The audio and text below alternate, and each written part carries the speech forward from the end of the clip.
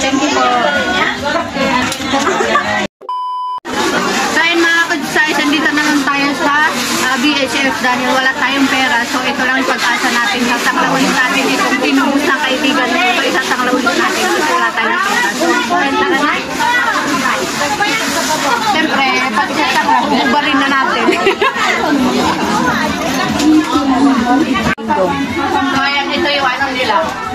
3.5% ang interest na monthly and then 7 months bago marimata. And then ito yung kailangan bago mag-sapa.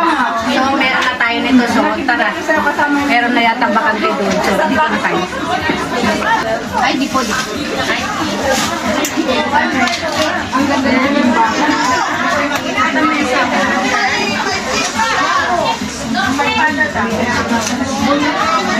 Alam mo ko yung sino sa nangyari.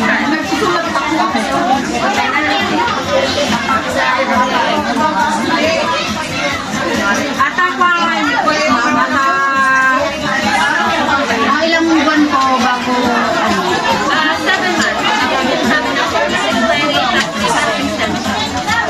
Tapos wala po interest na pag hindi pa na, no?